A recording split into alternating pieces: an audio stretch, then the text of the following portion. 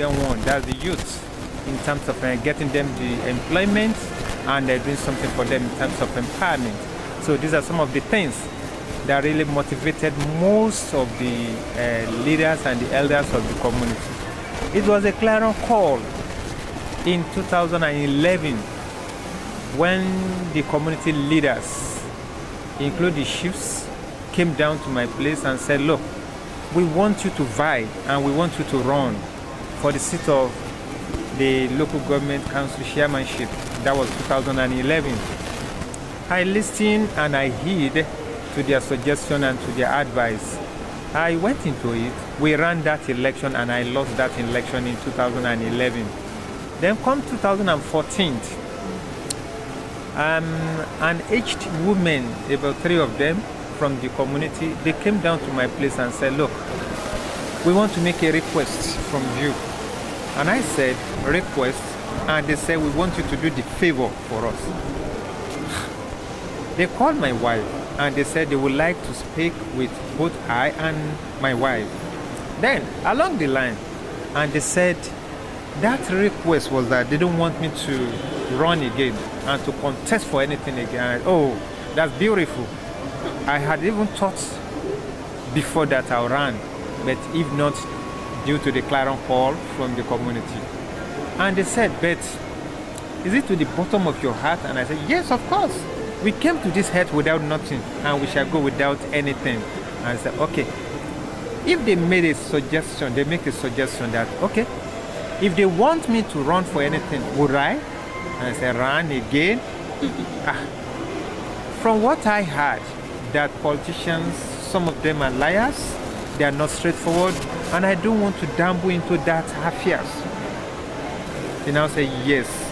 If you fail to do it, then who else will do it? Look at this community, it's running back. The seat of power is cited, that is what's cited in this community, or Jotown community. And they said they met on the leadership level and they want me to now listen and do it. They want me to run for the Federal House of Representatives. That's for the seat of Federal House of Representatives. And I said, oh, that's a capital intensive. Where would I get that way with her? That's the money. They said I shouldn't worry, that God will do it. I know that God will do it, but God will not come down to do it. And they said yes. And I told them that the little resources I have in 2011, I used it. I also borrowed money. Up to now, it's still telling on me and my children, including my wife.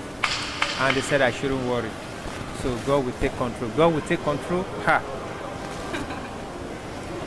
The seat of Federal House of Representatives is totally different from the seat of council chairmanship. I know that council chairmanship is an executive office, while the seat of House of Rep is a legislative office. And I said, okay, no problem. That was how we swing into action. My sister, it was tough. Very, very tough. Very, very tough. Those who promised heaven and earth, I look back, I didn't. So in fact, I really thank God for His mercy and favor on me and my family, include everyone. I had never tasted or been in any public offices before. So I looked at myself when I got to that office and I said, is this the office where people want to kill themselves? I don't know. Before most politicians get to any offices, I don't want to go into that. So with that, people thought as we are there, we are earning millions of naira every day. And we need to orientate and enlighten our people, especially Nigerians, because what most of the lawmakers are facing, the 3 major functions of lawmaker is to enact law, that is to make law, to make an oversight function, and also the budget defense. These are the 3 major functions or duties of any legislator. So, but people thought as you have become a legislator, you must do the functions of the executives. And you don't have choice, because a lot of things, they will come, they will meet you, send a lot of messages that, look, our road network was bad. You have to come down and do it. the hospital, the educational sector, and so on and so forth. But the best thing we can do is to lobby through the influence of the executives to make sure that we have the federal present. The election was held on the 23rd of February. Then after the election, they declared my election as inconclusive. Then I had to have another rerun election so that you know what I went through. So on the rerun election, it was like a hell. It was as if we were doing another general election. But it was just a few polling units that was declared inconclusive. 5 polling units and 3 voting points. But my sister, I ran through my nose. I ran through my nose. So, but I think maybe we should now introduce electronic voting. That after your vote, go back home. Once you vote, the election we count, the vote we count at the central processing area. So maybe if you can do this, then there will be minimizing of using of thuggery and the rest. You see, some of us that are elite, we look at the election by engaging the thuggery and so on. We look at it as immoral. Immoral. You cannot even walk in the streets freely. So for how long are we going to do this? We can't continue with that system.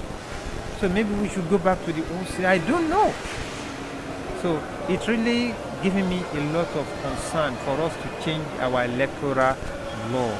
Maybe because I was fighting for the right of the people, so the government decided not to even employ me or to engage me in anything at all. They thought probably maybe if they engage me, I'll expose them more. So with that, I decided to run my own business on my own. One, I do write a thesis for the project people, that's undergraduate, graduate, and so on and so forth. This is how I made my money, and I also engaged in a contract on a contractual thing by seeking for an LPO, because I cannot just sit down on idle. Something has to be done. I know what I went through, and sometimes if I'm fighting for my community, I will use my own money for it. So I don't collect money from anybody, and by seeking for an admission for people, I'll go without collecting money, because I look at it as, look, they said the younger ones are the leaders of tomorrow. How? The youth of then was the leader then, and they continue to be on power up to now. Then when will the youths of nowadays become the leaders of tomorrow? So all these things giving us a lot of concern. It is a challenge, but we can't just fold our arms. So something has to be done. And these are some of the things I thought within myself by gathering some of the youth that, look, gear up. You are sleeping. Wake up from your slumbering. Everything is not by thuggery. Everything is not by violence. Let us come together. Let us think deeply to know what can we do. Let's throw a challenge to all these leaders. We can't just fold our hands, and everything is not money. We know you can't cut money out of politics, but sometimes the goodwill and the track record shall continue to be speaking for you. Well, like I said earlier on, I said I dedicated all my achievement for my constituency in my federal constituency, because well, we know what we did in 1998 during the struggle of June 12th saga in 1992-93 to 1998 after the demise of Abiola, and some of us that were into that struggle, it was a pain, very, very painful for us. We need to celebrate that day, and that is June 12th. So June 12th should be celebrated than the May 29. The May 29 is just a transitional period. So we need to remember that June 12th, because that is a year that Nigerians come together. Nigerians now remember that we need to unite to vote for one person. They don't look at the tribe, they don't look at the race, they don't look at the religion, they don't even look at the party. We all come together and we voted for Abiola. That year needs to be celebrated. Thank you.